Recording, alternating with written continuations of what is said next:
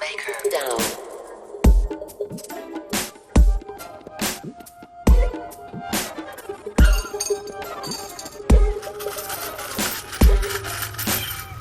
Relay.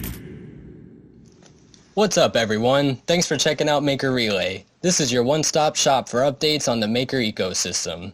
Today is February 1st, 2021, which marks the beginning of our February governance cycle. At the time of recording, we have one executive up for a vote. This proposal would add the debt ceiling instant access module to the Ether A vault type. The goal here is to help automate the process of debt ceiling adjustments, which would allow governance to focus on other projects. Please check out the voting portal at vote.makerdao.com for this, as well as other available votes and their descriptions. Next up, we have governance polls for the week. The first poll would create a working group to investigate the implementation of an Ether C vault type. This vault would come with a higher liquidation ratio and lower stability fees. This would provide reduced fees to the owners of highly collateralized Ether vaults and add stability to the Maker protocol. Following that, we have a poll to create multiple oracles for the DYDX exchange. This would allow for the adoption of liquidity provider tokens from the exchange as collateral types for DAI. And our final polls are for adding Uniswap v2 DAI USDC and Ether USDT liquidity tokens as collateral types in the protocol. Next up, we've got signal requests. There are often new signal requests, so please check the forum for the most recent signals.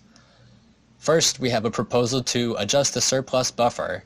This request lays out some detailed information on different levels of adjustment, as well as how quickly we could fill the buffer if we divert varying percentages towards burning Maker as well. Because we can use stability fees for filling the buffer as well as burning Maker, if we do raise the buffer, we may want to use less DAI from stability fees to burn Maker while we fill that larger buffer. We also have a signal request to raise the DAI savings rates. If you don't remember, the rate was set to 0% back in September of last year to help recover the DAI peg. Since we've consistently maintained the peg and implemented new features to continue that progress, this request proposes raising the DAI savings rate up from 0%. You can go check out the forum to see the potential rates being proposed, and an excellent chart showing the effects of raising the DAI savings rate to those proposed rates, including the potential costs and revenue.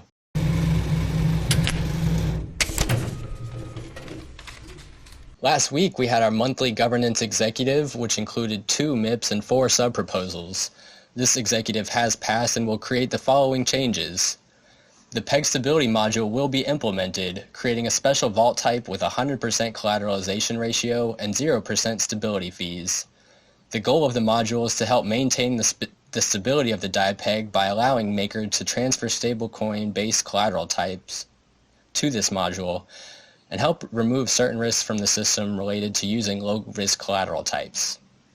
Next up, we've got the crop join adapter, which allows vault users to benefit from compound protocol rewards by depositing collateral used to mint DAI into the compound system and proportionally distributing the rewards.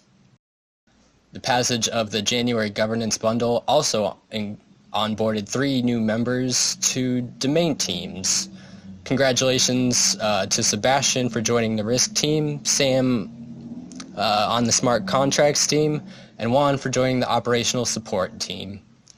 Finally, the January bundle approved the declaration of intent from the governance communications team, helping move that project forward into the next phase of becoming an official domain team. Next up, we've got the Maker improvement proposals. Today marks the beginning of a new monthly governance cycle, so proposals that have been in the request for comments phase for the mandated period of 1 month without edits may be submitted for polling by February the 3rd at 2400 UTC. Proposals that have not been in the request for comments phase for the mandated length include MIP 33 for the Maker Stability Price module. This would permit governance to define parameters for the price of Maker and allocate DAI to hedge the market in order to make this happen. MIP 34 covers the KEG, Streaming Payments module. which is aimed at creating a system to enable governance to pay contributors directly through the protocol. The module does this by defining target addresses for payment and relative weights of the payment.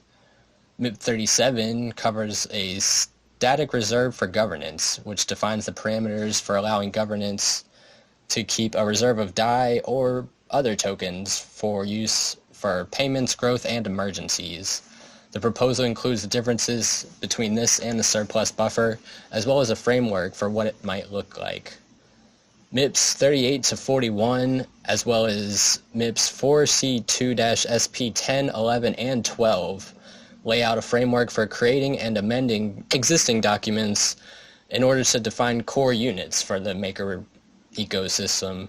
These core units would essentially replace domain teams, and the MIPS cover how they'll function, how team members will get paid, and how these units might be managed. MIP 42 proposes an addendum for MakerDAO contributors to be partially paid in Maker. Shout out to Kevin and Bourbon for this very interesting proposal. The goal here would be to increase the ability of contributors to participate in governance by adding a tentative 10% bonus to invoices of community members working for the foundation or the protocol to be paid out in Maker. The Maker would be time locked according to a community set time frame. This basically give people who work for MakerDAO a greater opportunity to participate in governance. Finally, the recently proposed MIP 43 proposes the development of a new module to buy and hold tokenized loans. So the goal for this would be to encourage further DAI adoption and provide a new tool to help maintain the peg by influencing the supply and demand for DAI. Next up, we've got updates from the domain teams. First up is the smart contracts team, continuing their work on Liquidations 2.0. You can go check out the most recently updated code in the MakerDAO GitHub repo. MIP 21 and 22 are currently under review. Those MIPs cover the adoption of real-world assets and the creation of a mechanism to help automate liquidation. The team is currently awaiting updates from the groups working on those projects, and based on their feedback, we'll be moving one or both of these projects to Covan testing within the next week. So looking forward to that. The risk team has almost completed 2 Uniswap liquidity token reviews, which will be published in the next few days.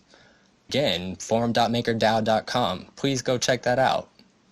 The team is currently also reviewing risk related to rates on stability fees, as they are currently our only tool for lowering debt exposure. The current consensus is that we may need to raise those rates in order to reduce this risk, but look for more updates on that in the coming weeks. The Oracle's domain team recently finished an audit with the ABDK auditing firm on the PEG stability module. The team has also been looking for ways to incorporate SushiSwap LP tokens. That issue seems murky due to the setup of the Sushi protocol. Mark Andre from the Oracles team has also put together 17 Starkware oracles for the DYDX exchange, which the team is currently testing. Last but not least, let's talk about the state of the PEG. The PEG is currently holding solid despite the general market volatility and issues around gas prices. The new liquidity token collateral types have been filled to max utilization after reaching their 3 million DAI debt ceiling, and there's currently about 1.6 billion DAI in circulation, most of which is sitting within Compound, Curve, or SushiSwap. That's it for this week's edition of Maker Relay. Please post in the forum, take our survey, or join us in the community development chat channel if there's anything else you'd like to hear. Check out the links in the description for more information, and thanks for listening.